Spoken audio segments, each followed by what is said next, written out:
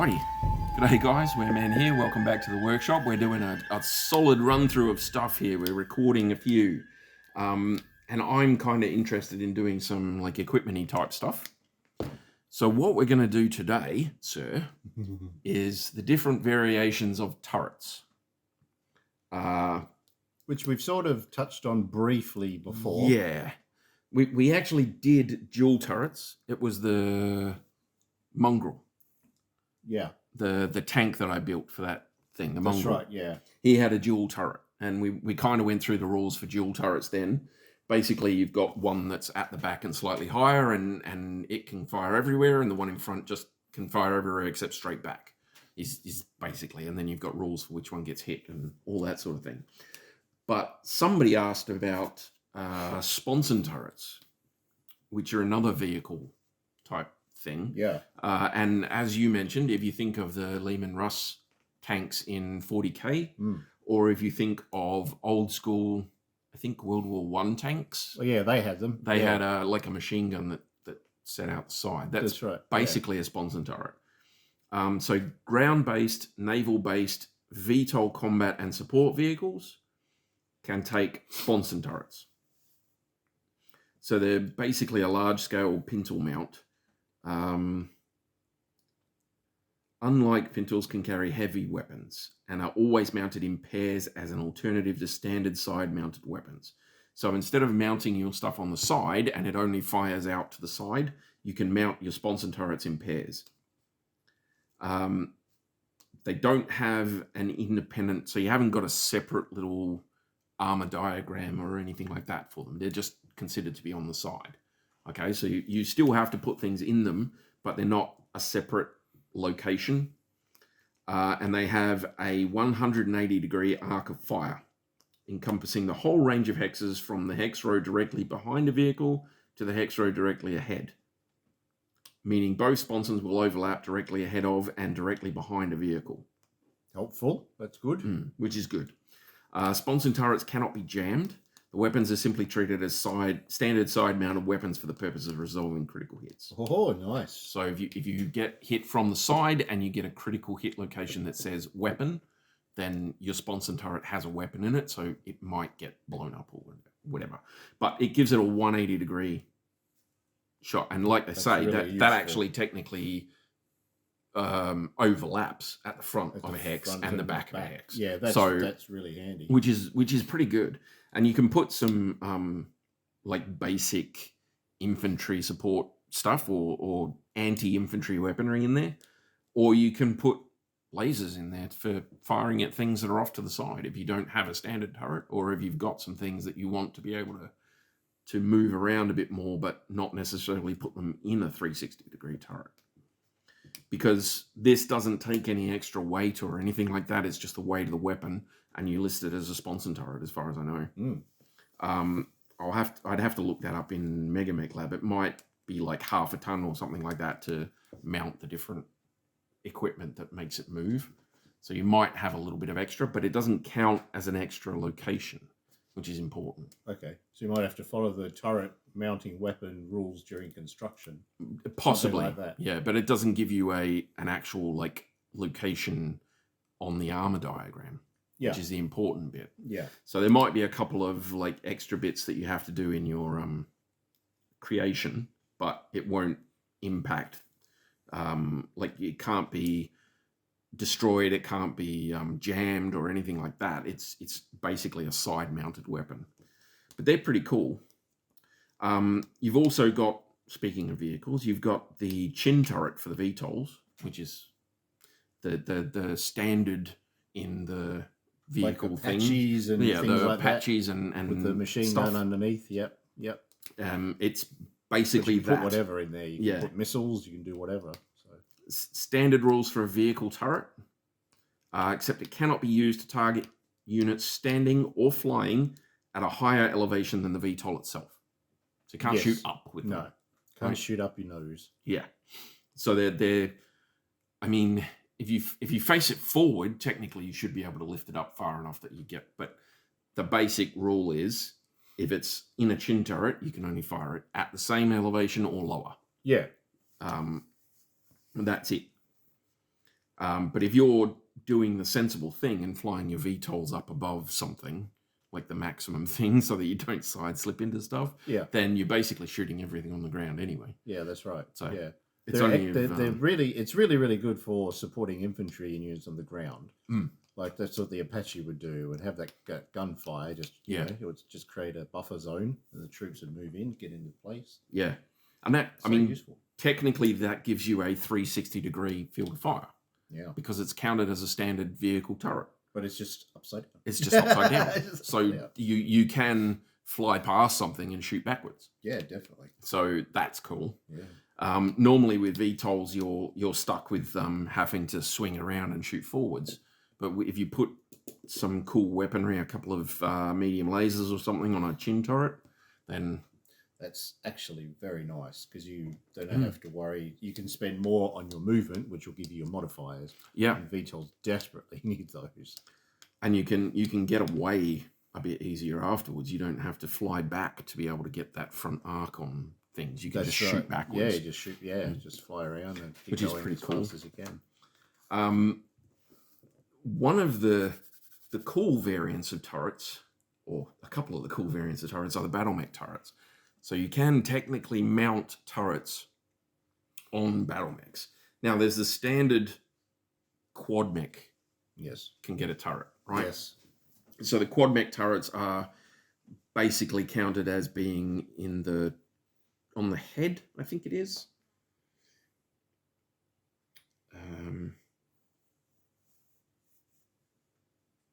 I think, didn't it matter based on the design, whether it's a quad or not? Yeah. Quads may only use quad mech turrets and head turrets. So the quad mech turret is on a torso, I'm pretty sure. Yeah, yeah. So it's technically counted as on the rear torso. Yeah. But you can only carry one turret for a quad mech. But what you can get is a head turret. You can put that either on a quad mech or a bipedal mech. So it will basically it'll be a weapon that sits on top of the head of the mech and has a 360-degree field of fire, which is cool. I'm thinking like micro pulse lasers or pulse lasers for anti-infantry, a machine gun for anti-infantry, or an AMS system. Oh, no capital weapon. No. No. I don't think you'd I don't think you'd be able to fit that much in there. You get so BattleMech turrets have no distinct hit location and are treated as part of the body location in which they are mounted.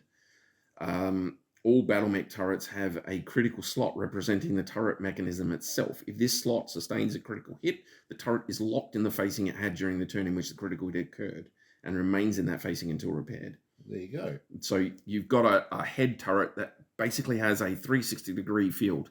It has a weight of 10% of the tonnage of all weapons assigned to the turret, not including any of the other stuff. So mech turrets, critical slot must also be assigned to the unit's record sheet to represent the turret mechanism. The head turrets require a turret critical slot in the center torso. It has to be using a torso-mounted cockpit to mount a head turret. So what you're basically doing is you're putting the cockpit into the torso and then using the head as a turret.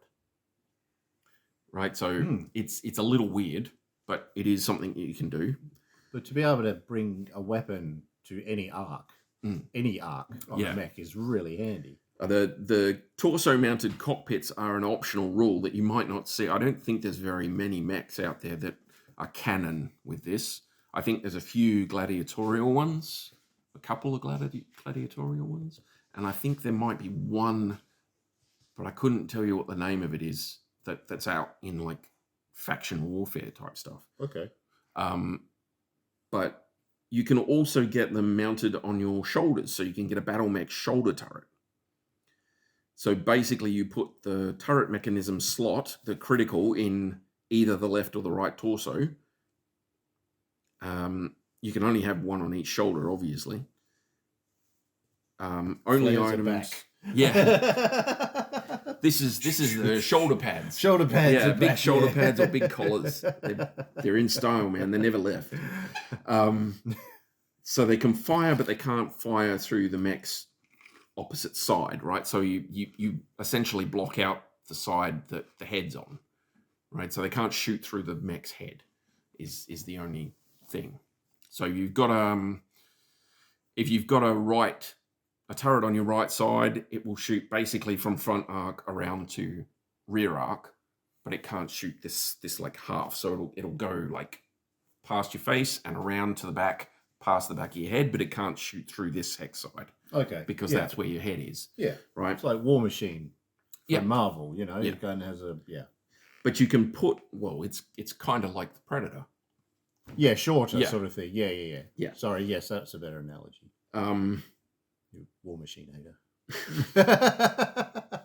I haven't seen Iron Man in like decades, but I remember Predator, so I haven't seen Predator in even longer. Yeah, I remember it more. But what you can do is you can put them in each shoulder. So only weapons that are mounted in your torsos can go in the turret, but it doesn't have like a limit on there anywhere that I can see. You'd probably have to try and build one, but you can only have one turret per shoulder.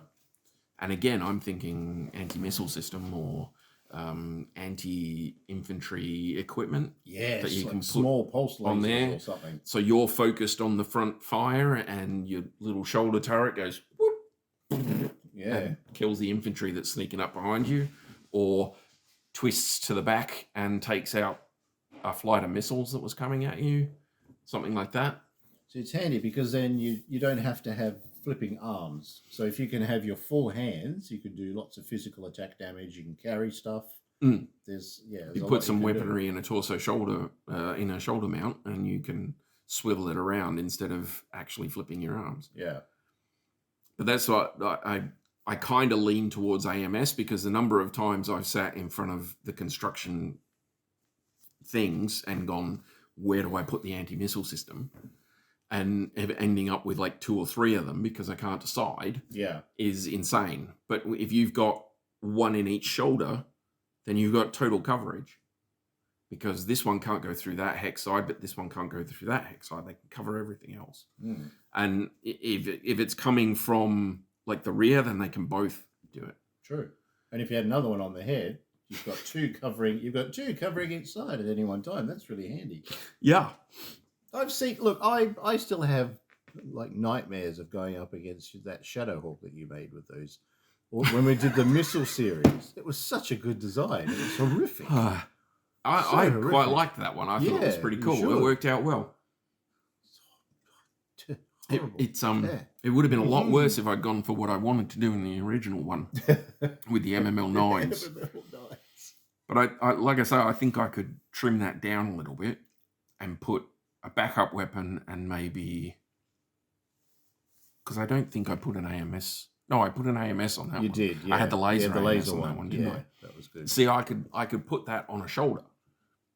I could take one of the MMLs out, put 2 shoulder turrets in, have a laser AMS on each shoulder, and a medium laser or something, and you'd have solid coverage from the AMS. You'd have good solid missile output, and you'd have a backup weapon for when your ammo runs low. But yeah, options. So yeah, you can technically get. I mean, all of this is experimental. Even the sponson turrets and the chin turret, they technically count as experimental. So you have to fudge your numbers a little bit, but they're out there. You can use them. But, you know, that's also to say that that's common knowledge of design that's been tested and marketed and is currently being used, you know, to a fairly, not really a large degree, but fairly large degree. Yeah. But, you know, someone else on some other planet could have come up with something very similar. You know, it just word hasn't got out. So there's nothing to say that, you know, you couldn't be on a planet that someone's made something like that. And you say, oh, you need that for my mech. And I think you'll find that some of them will come out of experimental depending on where you are in the timeline. Yeah. So something that's experimental in, say, 3025 will be merely advanced in, say, 3060 or something like that, right? Yeah. So it's there is a little bit of movement around that sort of thing. But I just, if you have a scenario where you're allowed to build your own units and nobody sets some sort of limit on tech level or tech type, then there's no reason you can't just say, well, I'm going to go with experimental and see what I can find. You know, that's one of the things that I've been meaning to do a little video about, is you can game the system a little bit. If somebody gives you a scenario that doesn't specifically say you can't use this or you can't use that, or we're only going to this level or we're only going to that level. Like, what was the one? I think it was the prison one, actually. I asked you whether we were doing experimental tech or not, because I wanted to put some funky ammos in the SRM carrier. I was going to see if I could put tandem charge. They would have made a difference. Yeah, I think they probably would have. Yeah, all of those options to hit. I was going to have to track each one and see how many hit where and all that sort of stuff. And I'm like, okay, it's a lot of on 1 or 2 launches. It's not so bad, but when you're rolling 10, it's like nah. But anyway, you've got some options for turrets as far as, well, vehicles particularly. I quite like the chin turret for the VTOLs. I think that's a very, very useful. Oh God, that's a very useful one. There is the version of the Bargus, my favourite quad, that has a turret, right? Yeah. So made by I think it's Defiance, but it uses a Defiance Annihilator, improved heavy Gauss rifle, Case 2, and a Quad BattleMech turret. So the PPCs and PPC capacitors of that version have been removed to make room for a Blaze Fire, Sweet Shot ER large laser, and Defiance Model 12 ER medium laser. It sounds very, very nasty. But it's got a C3 slave as well. Very nasty. It's cool, yeah. So it's I think it's still got a 5.8 movement, but most of that's on the turret, then it's really nasty. It is, that's right, yeah. And being a quad, getting those, it helps when you're firing a heavy Gauss rifle. Oh, yeah. And I mean, you can spin your turret around and fire at anything. Just run past something. It's keep your modifiers high at short range, that's what you want. Yeah. I mean, I quite like the VTOL chin turret. Definitely. I think those shoulder turrets could come in handy for, like I say, things like anti-infantry and stuff. But even just chucking sponson turrets on your vehicles, like make a tank and put some sponson turrets on it. Yeah. You'll be amazed at how different it is. Well, more guns. More ammo. That's it. More space for them. More flexible firing arcs. Yeah, no, it's pretty good. I have to give them a crack. Thanks for talking about those. All good. That's really good. Yeah, no, we've got a few options there. Like I say, we already covered dual turrets, so feel free to go back to my mongrel thing and double check those. But yeah, all good. Good. Yep. All right, everyone. Thank you. Bye. Bye, guys.